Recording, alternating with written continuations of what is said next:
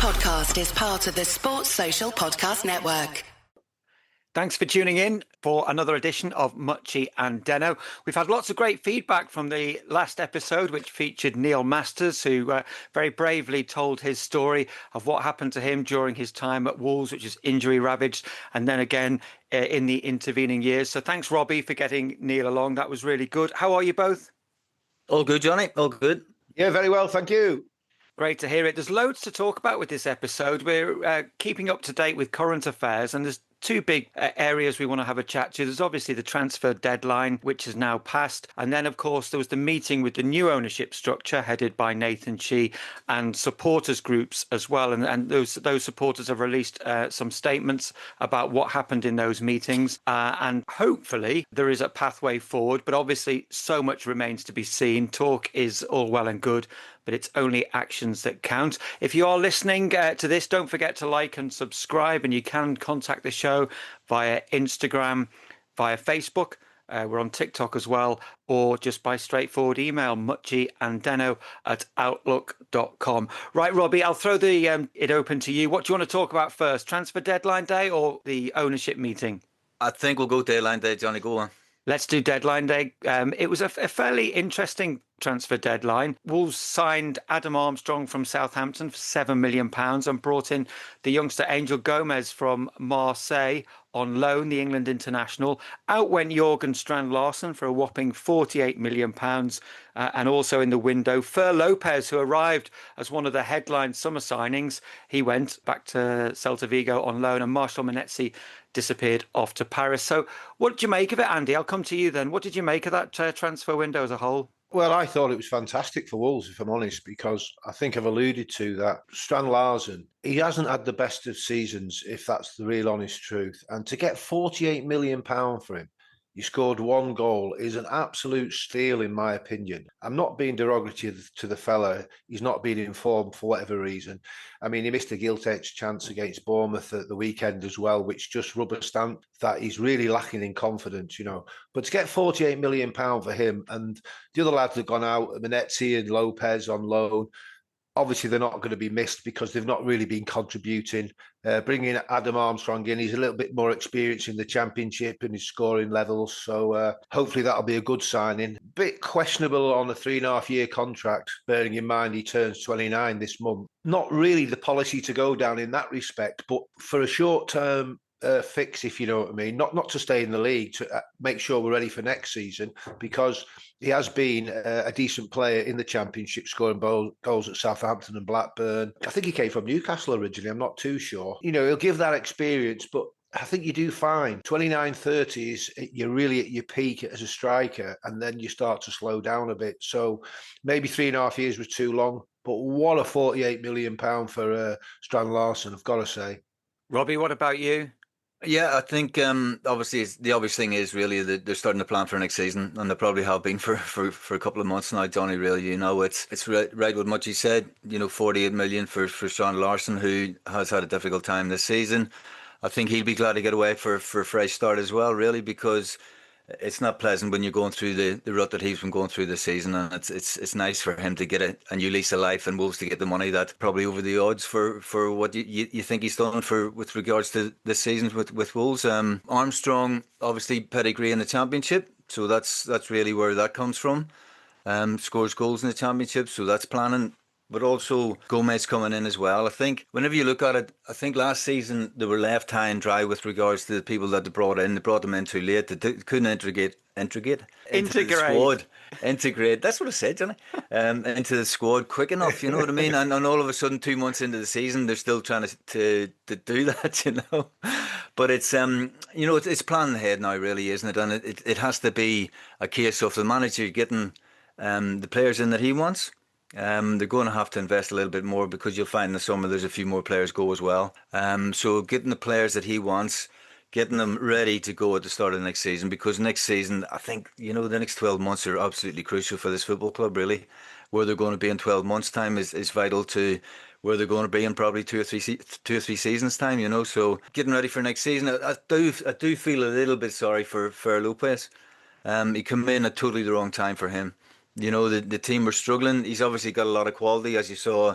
I think it was during the week there when he scored for Celta Vigo with the outside of the left foot, curled it into the top corner. So he has got a lot of quality. I just think the time that he came into the squad was the wrong time for him. So I feel a bit sorry for him, but it's really getting the squad ready for next season. Try to finish the season on a bit of a high. Keep the fans behind you a little bit going into next season and see where we end up come the summer then. Yeah, I think there are a couple of points really worth picking up on there. The Fer Lopez situation, if anything, just really highlight the mess that was made last summer when he was one of the earliest recruits when George Mendes's influence was brought back and Vitor Pereira was given more say in the transfer market, and Fer Lopez came in very, very early, and it just hasn't worked out for him. I would have liked to have seen him given a better chance at Wolves, but he was one of those, whenever he came on as a substitute, he seemed to look as if there was something about him, and then whenever he started a game, he looked way, way off it. He's a cracking lad, and I just want his career to develop. I hope going back on loan at least gives it a chance to develop, and who knows, maybe there is a future for him at Wolves, but probably not. And then the point you made, Mutchy, about Armstrong, I think it's probably a year too long, that contract. I don't think there was any need for that. Wolves have talked about, in their meeting with the fans, the owners have talked about an 18-month plan to be a Premier League club, which means if they're following through on their plan, that's one season in the Championship. I mean, that's another story altogether. We'll come back to that later on in the episode. But the idea of a 3.5-year contract for Armstrong, when he realistically, you wouldn't want him in the squad for 2 Premier League years. I mean, is that the point you're making, Mutchy? I'd say, in fairness to the club, they're under a bit of pressure regarding players leaving and going out, players that they want to go out because they don't think they've contributed enough. Obviously, Larsen going out because of the money they're getting for him, they couldn't turn down. You can't just cherry pick who you want. But I think it's a good decision that they brought Armstrong in. The length of contract, obviously, 3.5 years seems a lot considering, as I said, he's 29. So, but when you look at it, the lads like Lopez and Menezzi, ability or not, they haven't settled and they've had to leave. And ultimately, anyone who's come to the club must have found it difficult over the last 4 or 5 months. It doesn't matter who they are. Mane's probably an exception in the way he's really performed since he's come into the side. Other than that, everyone's found it hard. But saying that, on Saturday against Bournemouth, I thought they played reasonably well, Wolves, and they had quite a few chances, and they didn't take the chances. And the difference between them not taking chances, us not taking chances, I should say, and Bournemouth taking their chances is a fine line. All I think, looking at the 2 signings, Gomez and Armstrong, they're both little fellas. You need physicality in the Championship. They're all athletes. They're all strong boys, not quite got as much quality as the top Premier League players. We all know how difficult the Championship it is. So I hope that Rob recognises that, which I think he will do, and slowly but surely he builds a side, which he'll have to do, because as Robbie said, there'll be a lot of players going, a lot of players coming, but make sure you don't do a West Brom where you get rid of all your good players and don't bring good players in, and all of a sudden you're treading water. And from what you're saying, the club are recognising that the first time is the best time, or the best chance of getting back in the Premier League, because if you don't get back the first time, it's a tough road, isn't it? Yeah, it is a tough road. It's interesting because Rob Edwards has been promoted out of the Championship before, but did so with a very physical Luton Town side. And if you look at Armstrong and Gomez, neither of their profiles really fits in with what he did at Luton. But Rob has shown, with his time at Forest Green, with his shorter time at Middlesbrough, that he's incredibly adaptable as a head coach. And there's more than one way to skin a cat in that sense. And I don't think he's wedded to a particular style. Well, interestingly, Johnny, right, when Luton played Sunderland actually in the semi-final playoff, I think it was, when they went up, and I was amazed how physical Luton were and how good a side they were, and it was all to do with the physicality, speed, athleticism, and that's how they rolled. I saw Luton that day. I thought, well, there's only one team going up for me. Can't even remember who they beat in the final. Coventry, right? It was on pens. Coventry, was it? Yeah. But they're a really, really physical side, and it's exactly what you need at that level. I always go back to, I keep saying it, I keep going back to Leicester always. I mean, look at the demise of them from winning the Premier League. That's how simple it is. So for that to happen, so it's massively important that they do get it right in the transfer market. However, I think this one has been excellent in the fact that they've brought an experienced forward in. They've got Shuttleworth forward for an awful lot of money, where I can't see anybody else paying that money. So they've done tremendous business for me. And obviously, we know Gomez is a very good footballer. He can come to us now and start to fulfil his potential, which he has been shown, obviously, playing for England at one stage. Yeah, it would be really interesting to see what Gomez does. I don't, I'll be honest with you, I've not really kept an eye on him. He was a sort of, he was a left field pick for England when Lee Carsley was in that caretaker period. And he's obviously had experience coming through the age groups. So it'd be interesting to see that. That's a loan with a view to a permanent signing. So if things do work out between now and the end of the season, and Rob Edwards and the coaching staff like the look of him, great if that came off. If an English player, he's not that young, he's 25, but a relatively young English player came through and was able to contribute to Wolves. The other point, Andy talks about this massive transfer fee for Jørgen Strand Larsen. I think it was one newspaper headline called it Strand Larceny, that they was such a robbery of Crystal Palace, but I thought that was a nice line. But it's all very well getting that money in, but that has to be boxed off as money Wolves can spend in the summer, surely. Absolutely, yeah. It has to be reinvested in the playing side, doesn't it? And the interesting thing for me over the next sort of 3, 4 months, 5 months, Johnny, is who's going to remain out of the squad? Who will he actually want to play for him next year? And I think the players decide that, really, don't they? You know, their attitude from now to the end of the season, come pre-season next year, do they want to be there? Do they want to be in the Championship and playing their games of football? And you'll find out that over the next 2 or 3 months, Robert Edwards will be trying to sort all that out. But there's definitely physicality in that side at the moment. If you look at Mascara and Totti and people like that, are they going to be in the side? So there is physicality in the side. You do need to add a little bit of quality to it with regards to the Championship. You still need to be able to play because most sides are getting out playing a little bit as well. So you need to do that as well. But I just think the next 3 or 4 months regarding who's staying, who's going, is absolutely crucial to what the squad you have coming at the start of the next season. And hopefully Rob gets full reins to sort all that out.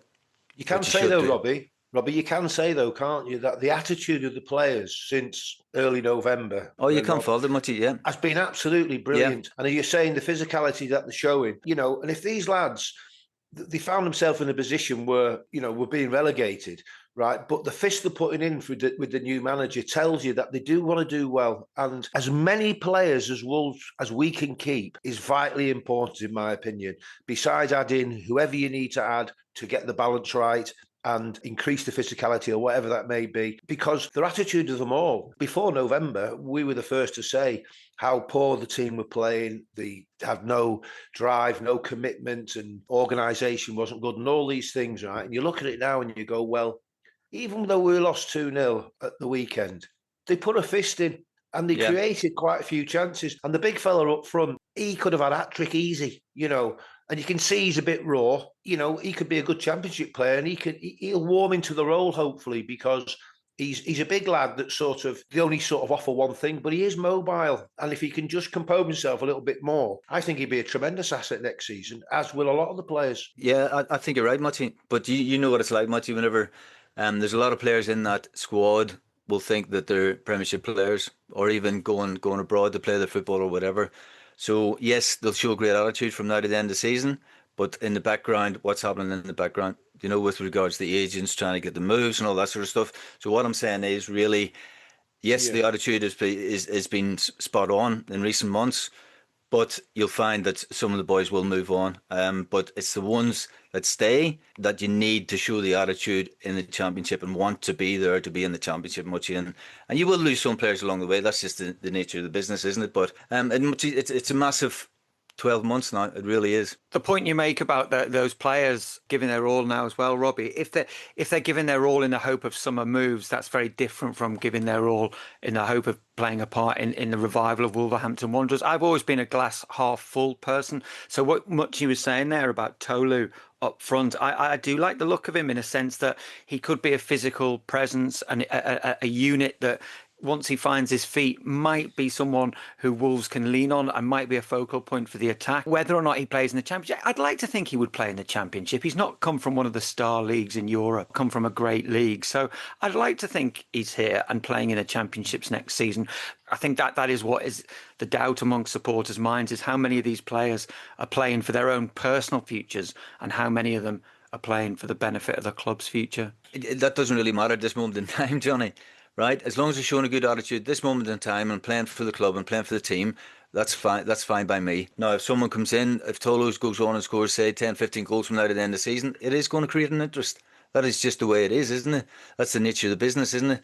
So I just think that it'll sort itself out over the next 3 or 4 months. And Rob is the man who needs to sit down and sort it out. And hopefully he's the right man to do it. But Wolves have got the opportunity to keep any player in that squad that they want. Simple as that. If someone came in and said they thought Mane had really shown far too much to be staying at the club and going in the Premier League, and someone paying a lot of money for him, 60 million for a 20-year-old type syndrome, you know what I mean? That's very difficult to turn down.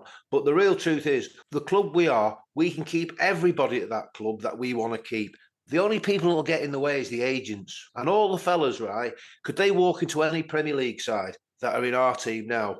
I suggest they can't. They're very good of what they've been doing, their attitude, but they're not like standout players. They're just working hard as a unit now. The encouraging thing for me is that Wolves can keep all them players, and I think there's some good lads, and I think there's some strong lads, and obviously then Rob will add to them. And as you say, Rob, the problem is sometimes are they playing to get away? I'm not sure if they're playing to get away, but the agents are a blooming nuisance, aren't they? Because they're in their ear because they want to make a few bob along the way. And that's absolutely fine. But it's not helpful sometimes, is it? The club has got to be bigger than everything, hasn't it? The club does have to be bigger than everything. I disagree with you on that point about we can keep who we want. I think categorically we can't keep Andre and João Gomez. I just don't think the club has the power to keep those two players. I think they'll move Johnny, on. but then again, they've got 3 or 4 year contracts still. The club do dictate up to a point how much you get for them. So if someone comes in and says, 15 million for João Gomez, he's not going anywhere, is he? If someone pays the going rate, then it's a conversation then, isn't it? So the club do have a certain amount of, control in all that scenario. So it has to be sensible for the club. It has to be right for the club. Especially when, and Tolo's the same. Tolo just came recently, so he's still got probably 3 years left on a contract. So the club dictate what happens to him as well, and that's what's happened with a lot of players. But you're right. Listen, if a team come in and offer a certain amount of money for certain players, and the club feel it's the right amount of money, like 48 million for Strand Larsen, then yes, they probably will end up moving. Johnny, I'm talking mainly about the players we want to keep. Do we necessarily want to keep Gomez and Andre, who are sort of technically very good, lack the physicality, lack the energy, getting from box to box? So I'm talking about the players that we want to keep. Of course, players are going to leave, and I would let Gomez go, and I'd let Andre go. I actually would. They'll be looking over the shoulder anyway because they think they're better than that. The rest of the squad, if you look at it, right, are not in that category, are they? If the truth be known. So that's what I'm really trying to say, is that the club can keep anyone they want. Go on then, just to wrap up this part. So if you're marking the transfer window out of 10, what marks are you giving it, Robbie? At this moment in time, I would give it a 7. That's good. We've got plenty of money for Strand Larsen, which was the obvious one that was going to move. They're bringing a couple of players, decent players in with decent quality, and starting to build for next season. Mutchy? 9. Oh, very good. 9, because they got a lot of money for Larsen, right? The Lopez and the Menezes of this world, although they're good footballers, Robbie was dead right. Wrong time they've come into the club. They've got technical ability. Let them go somewhere else, because when they go to Stoke City on a cold November evening next season, they're struggling as it is on carpets now in lovely ground. So they're best somewhere else. With the greatest of respect, I'm not trying to pull them to pieces. I'm just saying they're just not the personnel that the club need. So I think they've had an absolutely very 9 out of 10. And if they'd give Adam Armstrong a 1.5-year contract, I'd give him 9.5 out of 10. Well, look at that. You're tough, Mutchy. You're tough, mate. You're the new Wolves chairman's dream fan there, Mutchy. Just absolutely looking on the bright side. You are. Let's move on to the new ownership meeting with supporters group. There's a fans alliance essentially who've come together. I mean, they essentially came together around protests before Christmas. A combination of supporter groups, podcasts, and various individuals who met with Nathan Shee, the new interim chairman.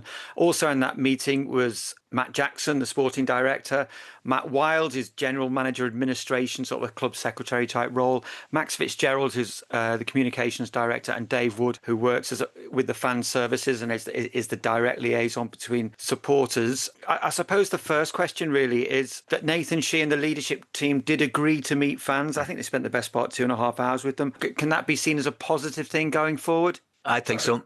Yeah, sorry, Mutchy. I think so, John. You have to open doors to, for both sides to voice their opinions, and for the management side at Wolves to say exactly what direction they're heading in, and telling fans and being open with people, and fans to listen to it, give their opinions back, because you've got a nucleus. I think it was 7 or 8 fans on in the committee or whatever it was. You've got a nucleus of fans who actually speak to different people over at games and stuff like that. So they're putting the views across off the fans, and I think it's crucial that the two sides give their views, but it's also crucial that the management side of Wolves have to be open, and everybody has to listen to it and see where they move forward with it. Because, as I said before, if you don't keep the fans on board in the next 12 months and things start to hit the fan a little bit, Johnny, then you're really, really struggling. And whenever I did have that meeting with Nathan, in the bar that in the bar that day, but it was the one thing I did say to him was look after the fans, because they're the heart and soul of the football club. You know what I mean? And if you don't, and if you're not straight and open with fans, then they can turn against you very, very quickly, and rightly so, because they pay good money to go and watch the football.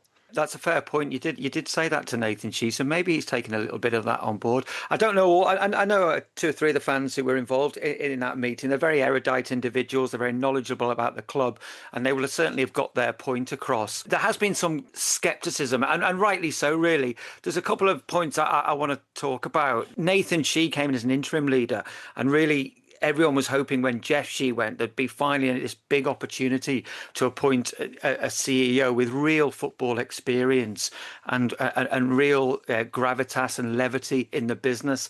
And I think it's fairly clear that Nathan Shee's going nowhere now. Let him prove himself. And Robbie, your initial meeting with him, he's open and he appears open. Let him prove himself. But I would be very, very concerned that Fosun have just replaced one of their figureheads with another of their figureheads, and I'd be concerned that nothing's going to change at the top, really, despite what they might say. Well, time will tell there, Johnny, won't it, really? Because action speaks louder than words, doesn't it? You know, the old phrase. But when you look at it, you've never ever seen a successful club where the runners of the club or the owners of the club and the fans are not getting on with each other. So they need that harmony. What the future holds in that respect, we don't really know. But let's be fair, there's been a meeting, there's words being said, so that must be a positive, that they've actually got together and they're recognising that there is problems within the club. Whether they enact on that is also a different matter altogether. So that remains to be seen. So we'll see, because there was the quote that they'll still do whatever it takes to get back in the Premier League. That means financially backing the manager to get players in, because that's the only way. It's only the players that get you up, innit? You know, and the manager rows the ship. At the end of it all, I would look at it a big positive, but not a big positive in the respect that, oh, it's all sorted, that they've actually had the meeting, they've actually had dialogue. There must be some feedback from that, and there must be another meeting sort of arranged to say, well, we'll talk again in a few months or whatever, because what we don't want is no conversation now and you get to the end of August, September, and they've not done what they've said, and it's back to square one. So people, like you said, need to keep knocking on the door, keep asking the questions, and get real honest answers, as opposed to sort of, what's the word, lip service. Just get lip service, and covering each other's promises. backs. Yeah, and false promises. Yeah. And that was actually a statement. They said there has been a culture of covering. I think the exact words that the supporters used that is the club wants greater honesty and moving away from a culture of covering for each other. And a lot of this does boil back to Jeff Shee. He was very difficult to work for, and I know that culture of covering for each other. It's going to be hard to change that to some degree, because there are still many of the same people are still there. There's only Jeff Shee who's gone and been replaced by Nathan Shee. I don't know, the ins and outs directly. I've dealt a lot with Max Fitzgerald, the communications director, and he's a really good operator. And I know things were, difficult for him at times when he had to work for Jeff Shee, and he was doing a good job. So I wouldn't say that culture of covering for each other is particularly aimed at him, but certainly things went on at the club there amongst other people who might still be there. If the club have recognised that, then I suppose that is a start to some degree. If they just want to change the culture and being more open, being more direct with supporters, and having those channels of communication, I suppose, it's something that they should be applauded for. My big concern, or one of my concerns, I've got quite a few, is I really, really hope. I really, really hope they are not underestimating what a season in the Championship is about. I mean, if you look at that, the meeting, those supporters who are at the meeting, those podcasters, some of them have seen a lot of Championship football. They probably have more experience in terms of observers of what the Championship is about than the current leadership team at Wolves, who, Matt Jackson aside, and played in the Championship a long, long time ago. You do wonder if the club really realises that the Championship, it's not just a case of throwing a few quid at it and hoping things will be all right. It's a massive, massive problem being in the Championship, and it's really, really, really hard to get out of. Johnny, I think you're right. I think if you look at obviously Nathan Sheehy coming in and the business people at the top of the ladder, they won't understand the Championship and trying to, haven't been relegated from the Premiership, trying to get back out of it again and how difficult it is. But you've mentioned Matt Jackson there, who understands. I hope he understands the football side of things because he's played quite a bit, hasn't he? So he should understand and he should be relaying to the top boys exactly how difficult this is, because you can't underestimate it. You just can't, because if you stay in one season, you're in it for 3, 4, 5 seasons. That is the reality of it. You might be able to sneak out of it every now and again, but you will be in it for a long period of time.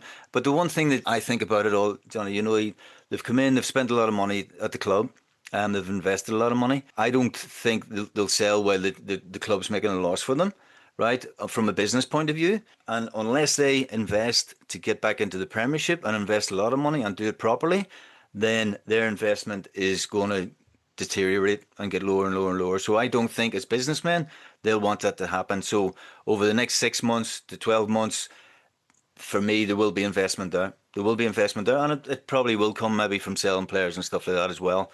But you have to take them at their word that they are going to, make a fantastic effort, a great effort to get back right away. And for me, that has to happen because their investment, with regards to what they put into the club, is just going to be very, very small. Come if you spend 2 or 3 years in the Championship, your investment's just going to get smaller and smaller.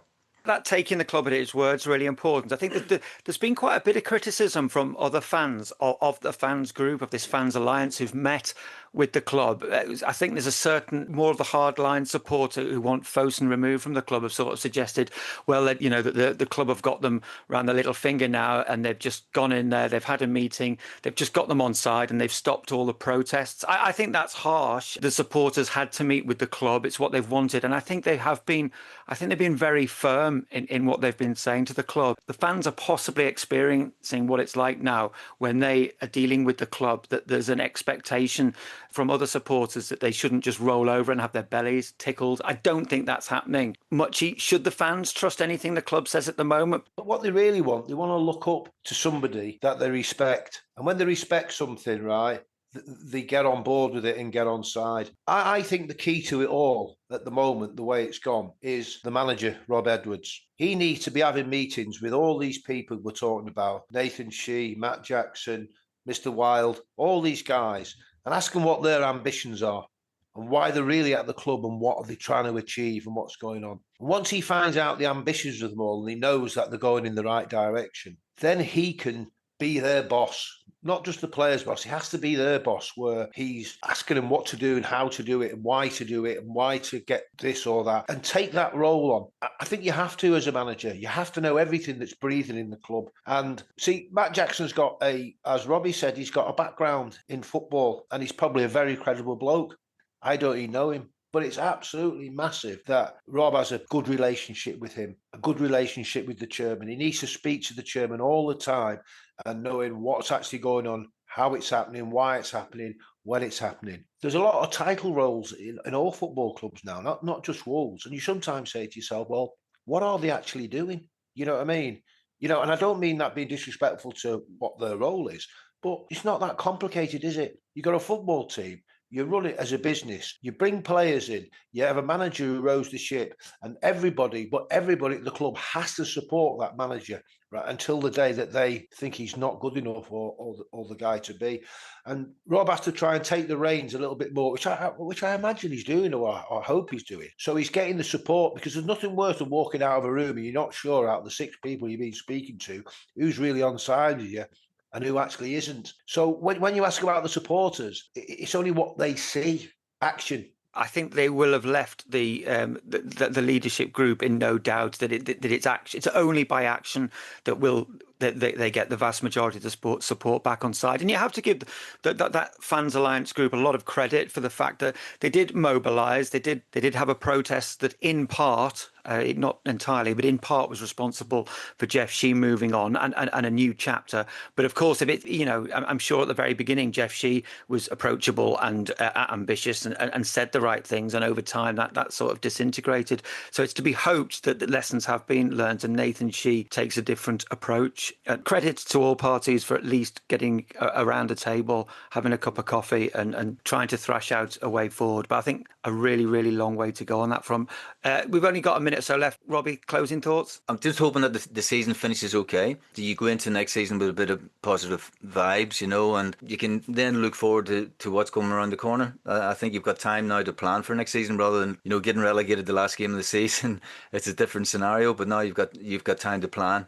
The one thing I would say about the meeting is I don't know if the pricing's been put on with regards to season tickets next year, but they should be looked at because fans deserve a little bit of leeway on that. That's a massive point. I absolutely agree. I think season ticket prices have to be absolutely slashed. Absolutely slashed. Otherwise, fans vote with their feet, and that's one of the most effective ways. You want the stadium filled every week next year. Johnny, going back to the fans quickly.